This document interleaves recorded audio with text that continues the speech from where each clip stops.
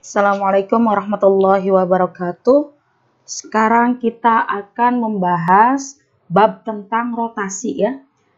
Untuk gerakan rotasi, contohnya itu seperti komedi putar gitu ya. Kemudian bumi yang berputar mengelilingi sumbunya, bola dan silinder berputar ketika menggelinding, molekul, atom, dan bahkan elektron juga berotasi. Nah itu contoh-contoh gerakan rotasi di sekitar kita. Dalam bab ini kita akan belajar bagaimana menggambarkan gerak rotasi ya. Mula-mula kita definisikan dulu besaran kinematika perpindahan angular, kecepatan angular, dan percepatan angular ya. Serta besaran-besaran yang merupakan analogi rotasional dari perpindahan, kecepatan, dan percepatan yang telah kita gunakan untuk menggambarkan gerakan linier ya. Kita akan melihat bahwa rotasi benda tegar dengan percepatan angular konstan digambarkan oleh persamaan yang merupakan analogi rotasional dari persamaan yang telah kita bahas untuk gerakan linier dengan percepatan konstan ya.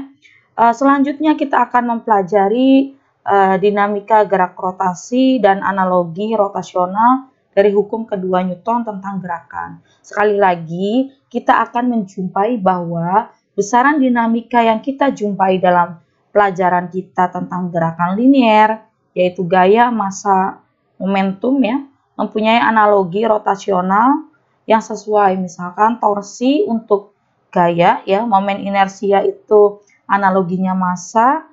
Kalau momentum ya momentum angular analoginya momentum linier seperti itu ya. Sekarang yang akan kita bahas terlebih dahulu yaitu kecepatan angular dan percepatan angular. Gambar ini menunjukkan sebuah cakram yang bebas berotasi terhadap sumbunya yaitu melalui pusatnya dan tegak lurus cakram ya. Bila cakram berputar ya, ini saya beri tanda putarannya, misalkan berputar berlawanan arah jarum jam ya, ke sini. Bila cakram berputar, bagian-bagian yang berbeda dari cakram itu bergerak dengan kelajuan yang berbeda. Maksudnya apa? Sebagai contoh, titik yang ada di tepi cakram ini bergerak lebih cepat dibandingkan dengan titik di dekat sumbu ya. Jadi tidak ada artinya untuk berbicara tentang kelajuan atau kecepatan cakram ketika berotasi. Namun, bila sebuah titik di tepi cakram bergerak menempuh lintasan suatu lingkaran penuh, maka demikian pula yang terjadi dengan titik lainnya pada cakram. Dalam selang waktu tertentu, besaran sudut yang ditempuh oleh garis dari sumbu putar ke titik sembarang pada cakram adalah sama ya. Baik titik di tepi dekat sumbu ataupun di sembarang titik lainnya pada cakram itu sendiri. Jadi sudut yang ditempuh oleh garis radial pada cakram merupakan karakteristik cakram sebagai suatu kesatuan yang dinyatakan sebagai laju perubahan sudut ya. Untuk mengembangkan konsep kecepatan angular dan percepatan angular, kita anggap jika cakram terbentuk oleh banyak partikel-partikel titik yang kecil ya. Bila cakram berputar, jarak antara tiap dua partikel tetap konstan. Sistem semacam ini dinamakan dengan benda tegar. Kita perhatikan gambar cakram ini lagi ya. Misalkan ada sebuah partikel bermassa MI pada cakram, kita dapat nyatakan posisi partikel ini sebagai PI dengan jaraknya itu RI dari pusat cakram dan sudut theta I antara garis dari pusat ke partikel itu ya. Dan sebuah garis acuan yang tetap dalam ruang. Ini garis acuannya. Selama selang waktu yang singkat, yaitu sebesar dt, partikel bergerak sepanjang busur lingkaran sejauh dsi ya, yang dapat dituliskan secara matematis yaitu ds DSI sama dengan VI dt ya. Dengan VI adalah ini kelajuan partikel.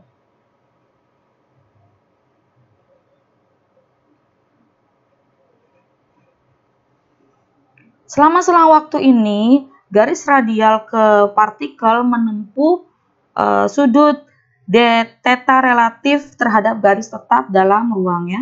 Ukuran sudut ini bila dinyatakan dalam radian adalah panjang busur ds per dsi per ri ya. Theta di sini biasanya diistilahkan dengan perpindahan angular ya, adalah sudut yang dibentuk oleh ketika berotasi. Nah, ini ukuran sudutnya. Kemudian ada istilah kelajuan angular, yaitu laju perubahan sudut terhadap waktu. Secara matematis, omega sama dengan d theta per dt ya, dengan omega adalah kecepatan angular. Kecepatan angular itu istilah lainnya kecepatan sudut. Satuannya radian per sekon ya. Kecepatan angular ini bernilai positif untuk rotasi yang berlawanan dengan perputaran jarum jam dan bernilai negatif ketika searah dengan jarum jam ya. Tapi perjanjian ini lebih fleksibel ya, tergantung referensi. Yang penting tetap konsisten dalam penggunaannya. Tapi di sini saya menggunakan dia akan bernilai positif jika berlawanan arah jarum jam ya, perputaran jarum jam. Negatif jika searah jarum jam, perputaran jarum jam. Kemudian ada istilah percepatan angular atau percepatan sudut, yaitu laju perubahan kecepatan angular terhadap waktu. Percepatan angular ini disimbolkan dengan alfa ya. Satuannya yaitu radian per sekon kuadrat. Sini. Ini satuannya radian per sekon kuadrat. Ingat ya, satu putaran itu 360 derajat sama dengan 2 pi radian, atau bisa juga 180 derajat ini pi rad ya. Jadi nanti kalau misalkan 30 derajat itu berapa radian gitu ya, maka kita tulis di sini, kita menggunakan ini saja, 180 itu pi rad. Nah, 30 derajat ini berapa gitu ya, berapa radian. Misalkan di sini kita tulis P ya.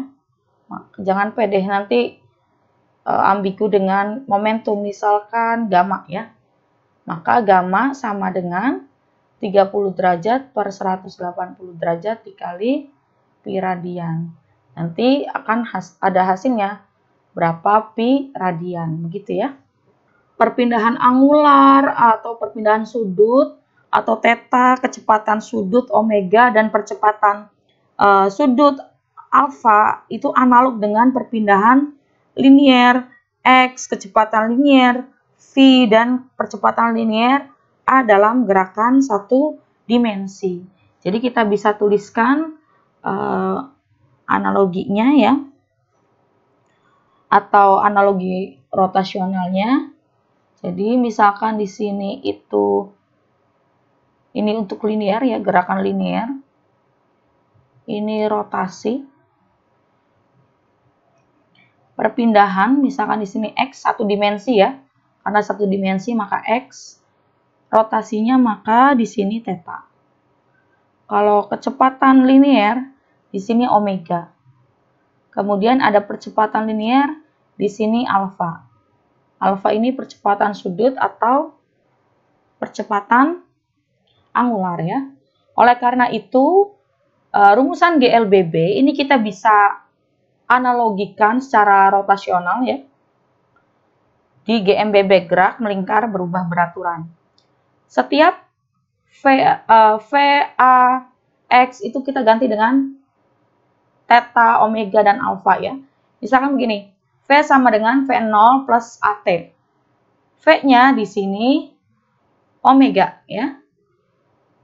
V0, omega 0, A-nya kita ganti alfa, T-nya tetap T ya. Jadi diganti yang ada di sini saja. Maka nanti hasilnya seperti ini. Perhatikan contoh berikut ini. Sebuah cakram berputar dengan percepatan angular konstan, alfanya itu 2 radian per sekon kuadrat.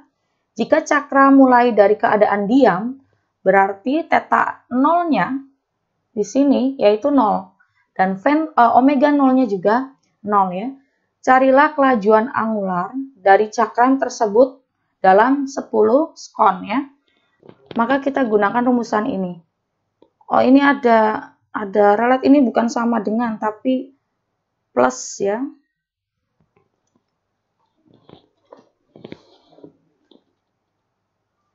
Di sini plus. Oke. Untuk menjawab ini, kita lihat ya. Di soal itu ada alfa 2 radian per sekon kuadrat. Waktunya itu 10 sekon. Kemudian ada keterangan dari keadaan diam. Berarti omega 0-nya sama dengan 0. Kita gunakan yang ini.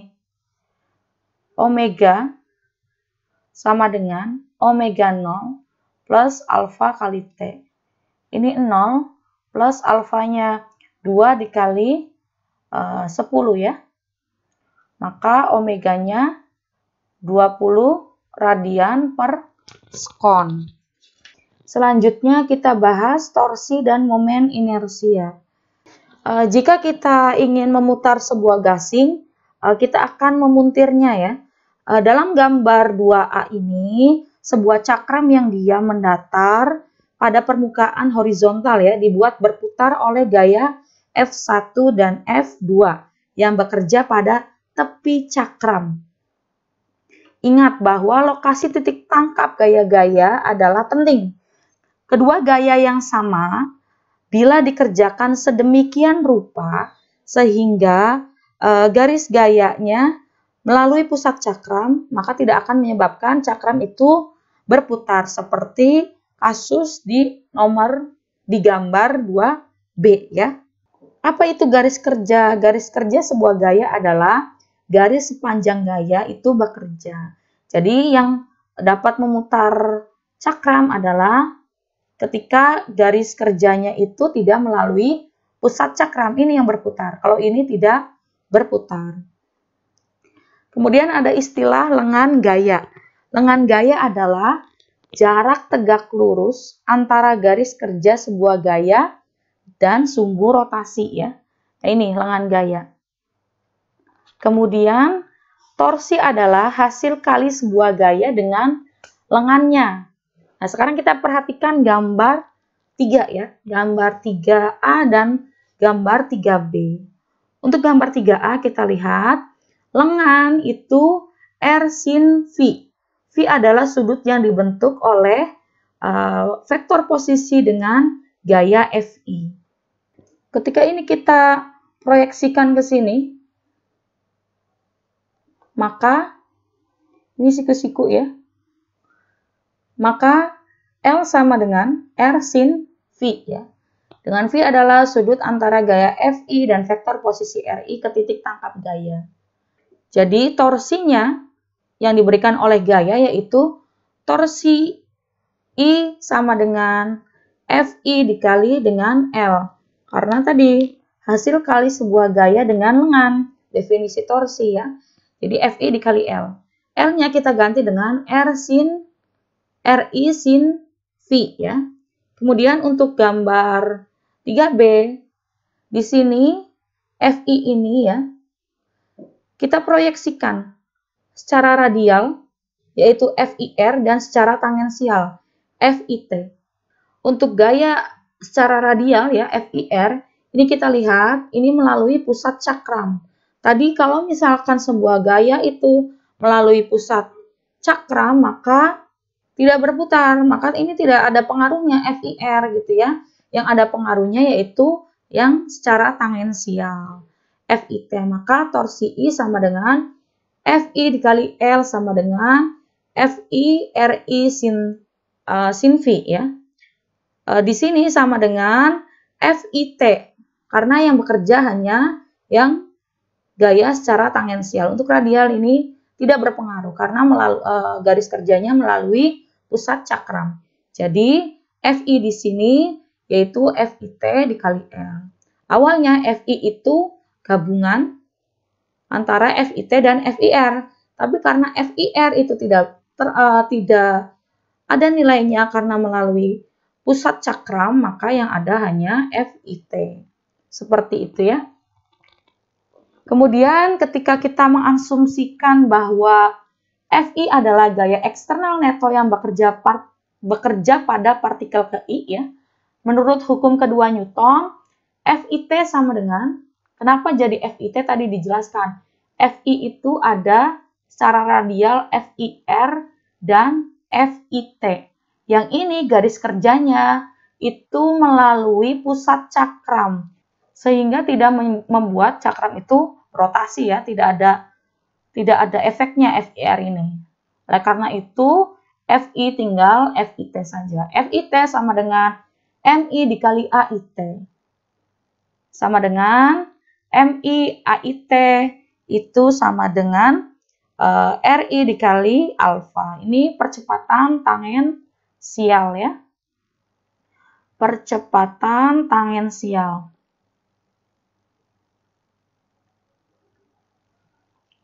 AIT atau AT ya, kalau misalnya sudah kita pelajari RIA, alfa.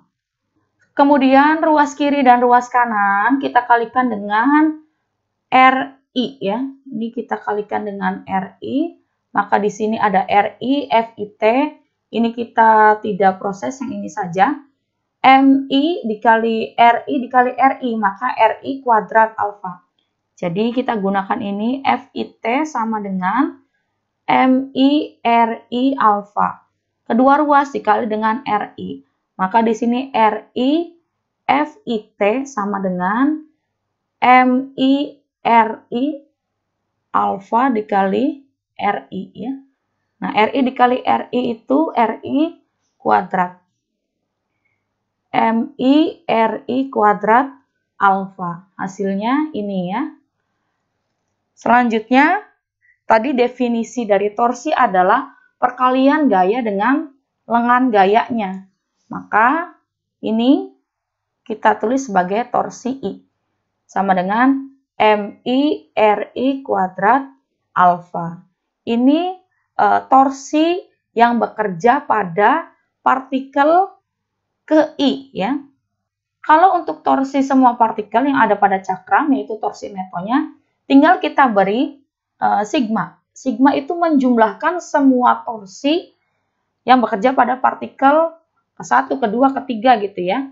Maka kita tinggal tambahkan sigma. Sigma I torsi I sama dengan sigma I MI RI kuadrat alfa. Pada benda tegar, percepatan angular adalah sama untuk semua partikel benda. Jadi ini kita bisa keluarkan dari sigma. Sama dengan alfa I MI RI kuadrat. Sigma I MI RI kuadrat ini merupakan definisi dari momen inersia ya.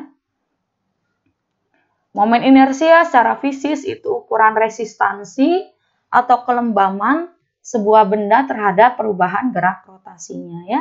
Jadi hukum kedua Newton untuk rotasi itu kita bisa tuliskan torsi neto sama dengan momen inersia dikalikan dengan alfa. Ini analoginya dengan hukum 2 Newton, F sama dengan M dikali A ya. Jadi torsi itu merupakan analogi rotasional dari F. Kemudian momen inersia itu dari massa, sama-sama ukuran kelembaman ya. Kalau misalkan ini ukuran kelembaman sebuah benda terhadap perubahan gerak rotasi, kalau ini M, massa biasa, itu ukuran kelembaman sebuah benda terhadap perubahan gerak translasi. Kemudian di sini alfa tadi juga sudah dijelaskan merupakan analogi rotasional dari percepatan linier. Seperti itu. Ini adalah contoh beberapa momen inersia dari benda ya. Nah, ini misalkan kulit silinder terhadap sumbu. Momen inersianya adalah mr kuadrat, dengan r adalah jari-jari silindernya. Kemudian di sini ada kulit silinder terhadap diameter yang melalui pusat. Momen inersianya 1/2 mr kuadrat plus 1/12 ml kuadrat. L itu panjang silindernya, sedangkan R jari-jarinya ya, dan seterusnya. Oke, sekarang cara menghitung momen inersia ya. Untuk benda kontinu, momen inersianya yaitu I sama dengan sigma yang ada di sini kita ganti dengan integral ya, karena benda kontinu. Kalau ini untuk partikel. Sedangkan yang di sini untuk benda kontinu. Sehingga kalau untuk benda kontinu sigmanya tinggal diganti dengan integral ya. Ini tinggal diganti integral. R kuadrat dm. R adalah jarak elemen, dm adalah elemen massa yang kita ambil ya, seperti pembahasan kita ketika membahas sistem banyak partikel. Oke, untuk menghitung momen inersia ada teorema sumbu sejajar, ada teorema sumbu tegak lurus ya.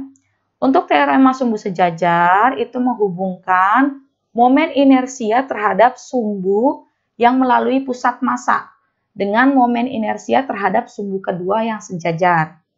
I sama dengan ICM, CM ini central mass ya, pusat massa, plus MH kuadrat.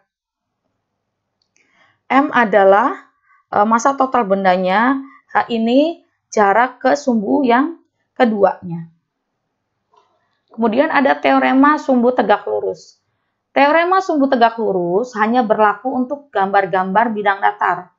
Teorema ini menghubungkan momen inersia terhadap dua sumbu tegak lurus dalam bidang gambar terhadap momen inersia sumbu ketiga yang tegak lurus pada bidang gambar ya.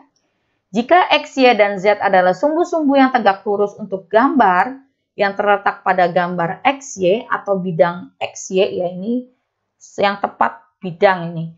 Teorema sumbu tegak lurus menyatakan bahwa momen inersia terhadap sumbu Z sama dengan jumlah momen inersia terhadap sumbu X dan sumbu Y-nya ya. Momen inersia terhadap sumbu Z yang tegak lurus gambar, ini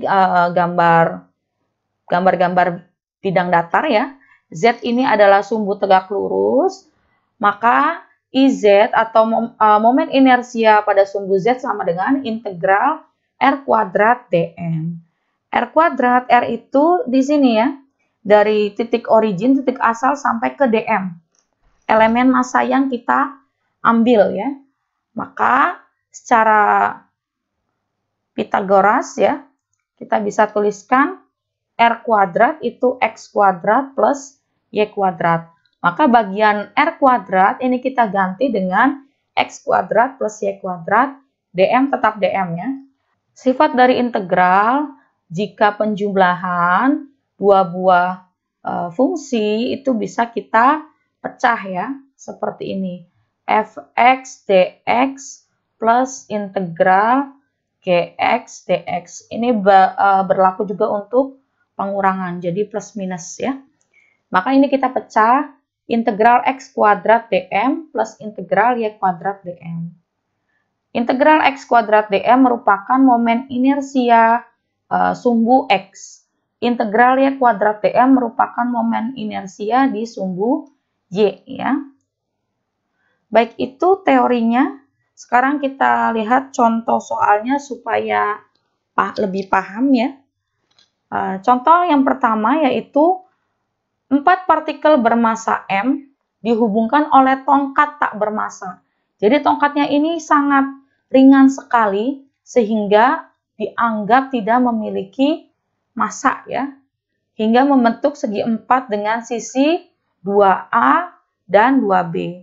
Sistem berputar terhadap sumbu dalam bidang gambar yang melalui pusatnya. Carilah momen inersia terhadap sumbu ini. Jadi, di sini ya, ini kurang gambarnya. Mutarnya ini. Ini M, masanya sama, M. Ini M, ini M. Dari gambar, kita dapat melihat bahwa jarak dari tiap partikel ke sumbu putarnya itu A ya. Ini sebesar A. Ini juga sama. Ini A. Yang di atas juga sama. Ini sebesar A, jaraknya sampai sumbu putar ya. Sumbu putarnya ada di tengah ini. Ini A. Oleh karena itu, momen inersia tiap partikel terhadap sumbu putarnya itu MA kuadrat. Ya, kita lihat di sini rumusnya tadi. Momen inersia itu sigma I MI RI kuadrat ya. I sama dengan sigma I MI RI kuadrat.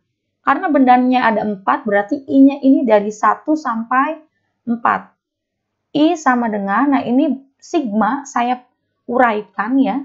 Kita ganti I-nya dengan 1, 2, 3, sampai 4. M1 R1 kuadrat plus M2 R2 kuadrat plus M3 R3 kuadrat, sigma yang paling tingginya 4 di sini ya untuk kasus ini, plus M4 R4 kuadrat. Nah ini rumusan kalau kita tidak tuliskan sebagai sigma, dijabarkan seperti ini. Tapi kalau mau ringkas ya ditulis sebagai sigma ya. Baik, kita sekarang masukkan MI-nya itu M, misalkan ini 1 ya, benda 1, benda 2, ini 3, ini 4, maka ini M, jarak ke pusatnya itu A ya, ke pusat ke sumbu putarnya. Plus MA plus M kuadrat kuadrat A kuadrat MA kuadrat. Maka I sama dengan 4MA kuadrat. Seperti itu. Bagaimana dengan jarak B? Jarak B sama sekali tidak berperan karena tidak dihubungkan dengan jarak dari tiap massa ke sumbu putarnya. Jadi yang dihitung itu jarak ke massa ke sumbu putarnya. Seperti itu ya. Baik, yang tadi berupa partikel. Maka menggunakan rumus I sama dengan sigma MI RI kuadrat. Untuk kasus nomor 2, ini merupakan benda kontinu, yaitu tongkat. Maka kita menggunakan integral. Di sini pertanyaannya, carilah momen inersia sebuah tongkat dengan kerapatan seragam terhadap sumbu Y yang melalui pusat massa. Kita cari dulu ya, momen inersia yang sumbunya itu di ujung ya. Tahapan pertama, sumbu putar itu ada di sini ya. Di sini dulu tahap pertama. Baik, sekarang kita ambil DM ya, elemen massanya, sama seperti pembahasan materi pekan lalu. Kita ambil, ini misalkan DM-nya. Ini jarak DM ke origin ini misalkan X. Kemudian lebarnya ini DX ya. Maka, sekarang kita tulis kerapatan massa linearnya yaitu M per L. Ini sama penjelasannya seperti materi sebelumnya ya. Karena contoh soalnya saya ambil sama, hanya pertanyaannya yang berbeda. Maka kita tulis ya di sini DM-nya yaitu lambda dikali dx. Kemudian lambdanya kita ganti dengan M per L dx. Maka momen inersia terhadap sumbu Y, momen inersia terhadap sumbu Y, yaitu IY sama dengan integral 0 sampai L ya. Kita tulis di sini X kuadrat dm. Di soal, di rumus, ini kan R kuadrat dm. Karena di sumbu Y, maka integral X kuadrat dm ya. Kita tuliskan di sini. Integral 0L, X kuadratnya tetap, dm-nya kita ganti dengan M per L dx. Kemudian M per L ini keluar dari integral 0L karena tidak terkena integral. Di sini dx ya, jelas yang terkena integral adalah yang X.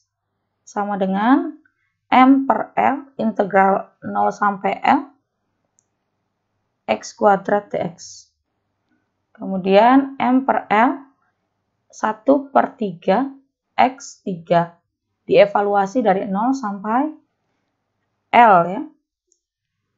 Maka M per 3L, X-nya diganti dengan L dikurangi M per 3L, X-nya diganti dengan 0. Ini rumusnya sudah berkali-kali saya tuliskan ya, jadi silahkan dibuka-buka lagi. Maka hasilnya M per 3L, L pangkat 3. Ini coret, maka sisa 1 per 3 ml kuadrat. Jadi kalau sebuah tongkat diputar di salah satu ujungnya ya, di sini misalkan, maka momen inersianya yaitu 1/3 ml kuadrat. Tapi pertanyaannya itu terhadap pusat massa, sumbu Y terhadap pusat massa. Maka kita gunakan teorema sumbu sejajar. Karena apa? Kita sudah mengetahui momen inersia di salah satu sumbu. Untuk mengetahui momen inersia di sumbu kedua, maka kita gunakan teorema sumbu sejajar. Kita tuliskan rumusnya tadi ya. Di sini kita ganti warna biar beda ya. I sama dengan ICM, central mass ya, MH kuadrat. Untuk jarak dari ujung sini ke pusat, ke sumbu putarnya, ke pusat massa itu berarti setengahnya L per 2. Sehingga kita bisa tuliskan ya, I sama dengan ICM plus MH itu ya ini. Ya. L per 2, ini ada kuadrat ya. Nah, ini ada kuadrat. Ini dikuadratkan. I di sini maksudnya IY ya. Ini Y, karena teori sumbu sejajar. Nah, ini dikatakan sejajar nih. Y dengan Y aksen. Y aksen ini sumbu putar dari sentral massa. Nih ya, diputar ke sini.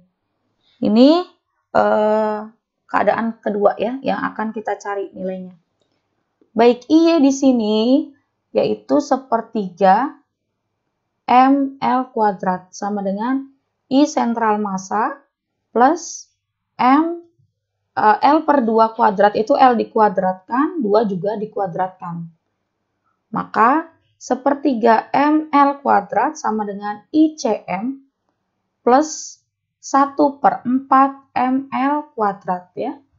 Maka ICM sama dengan 1/3 ml kuadrat dikurangi, ini pindah ruas ke sini, atau supaya tidak bingung, 1/3 ml kuadrat, yang ini pindah ruas, min 1/4 ml kuadrat sama dengan ICM.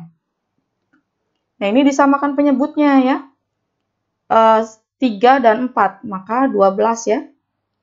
12 ini hasil kali 3 dengan 4. Di bagian penyebut dikali 4, maka di bagian pembilangan dikali 4. Ini 4 ml kuadrat min ini juga 12, hasil kali 4 dikali 3. Penyebut dikali 3, pembilang dikali 3. Ini 3 ml kuadrat sama dengan ICM. Ini penyebutnya sudah sama, maka bisa diproses. 4 per 12 dikurangi 3 per 12, yaitu 1 per 12 ml kuadrat sama dengan ICM. Jadi, momen inersia untuk sebuah tongkat yang diputar pada pusat masanya itu nilainya 1 per 2 ml kuadrat.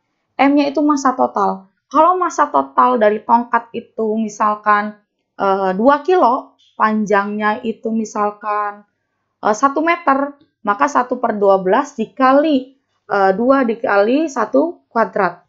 Itu nanti momen inersianya akan ketemu. Baik, itu saja materi kita kali ini. Saya akhiri. Assalamualaikum warahmatullahi wabarakatuh.